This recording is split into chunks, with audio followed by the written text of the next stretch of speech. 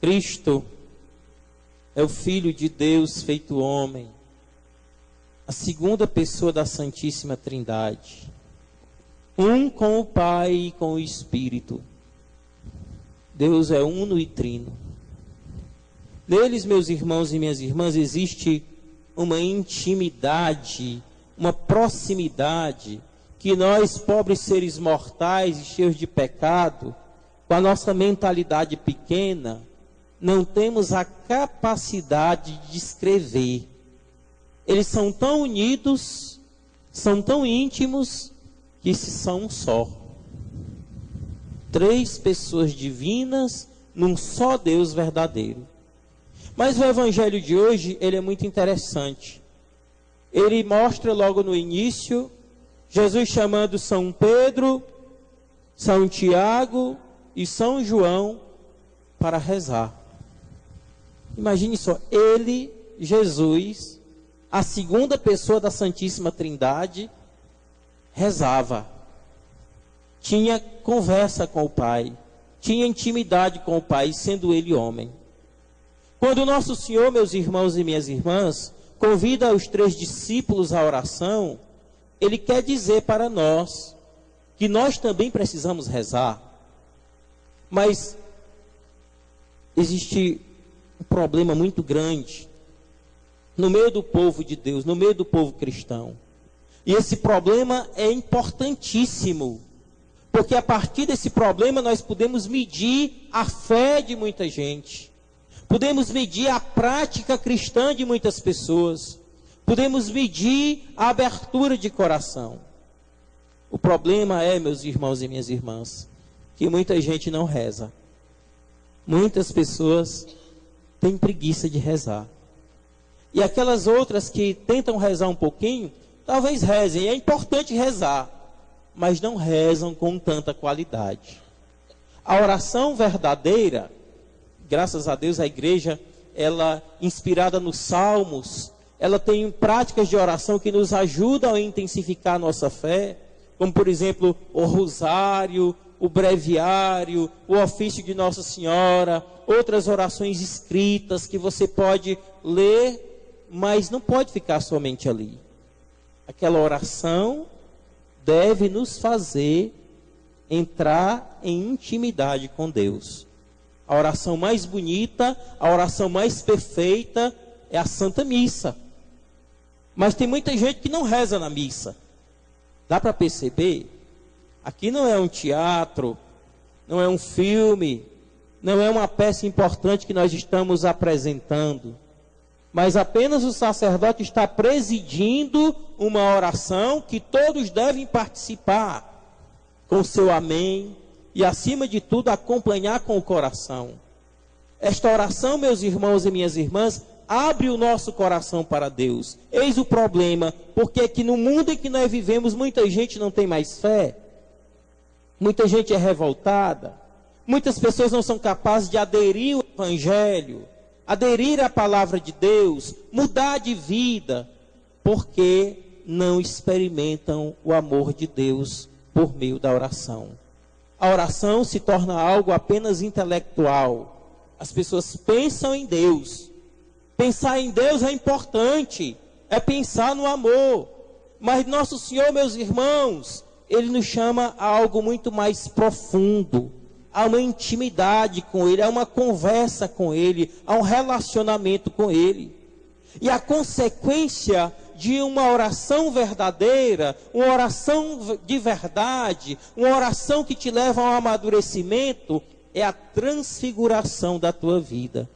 Assim como o nosso Senhor hoje no Evangelho foi transfigurado depois da oração, se você rezar de verdade, se você entrar em intimidade com Deus, a tua vida também será transfigurada, a tua vida também será transformada. Que pena, meus irmãos, que nós percebemos que muita gente se deixa desfigurar pelo pecado. E quanto mais nós não rezamos, mais o pecado tem autoridade, mais o pecado tem domínio, mais o pecado tem força para desfigurar a nossa vida. Vejam quantos casais hoje não se entendem, brigam, são incapazes, não têm força para perdoar, mesmo reconhecendo que estão errados, mas vivem numa constante discussão, num constante desentendimento.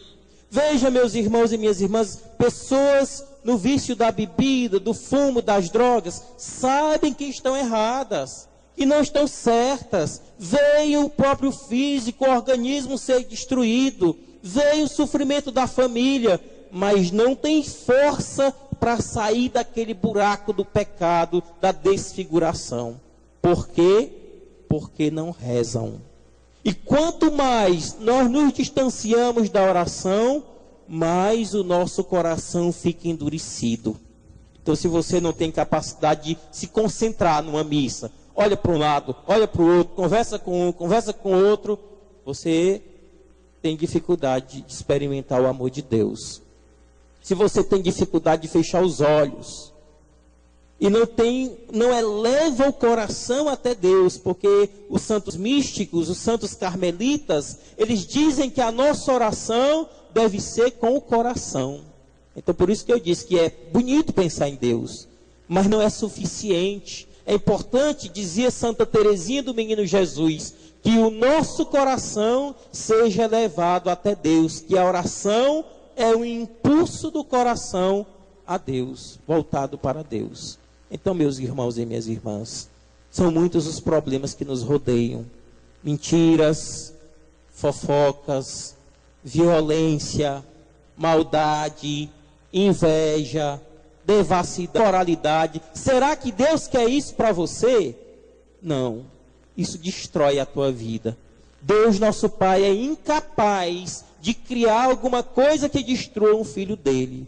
Mas Deus, nosso Pai, meus irmãos e minhas irmãs, é como um pai, é como uma mãe cuidadosa que convida os filhos para perto de si e orienta os filhos e ama os filhos.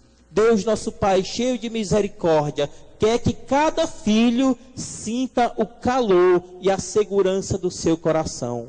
Mas como é que um filho que não reza vai sentir o calor do amor do coração de Deus? Como é que um filho que não reza vai perceber a vontade de Deus? Como é que um filho que não reza vai enxergar a grandeza da Eucaristia, a força e o poder da palavra de Deus?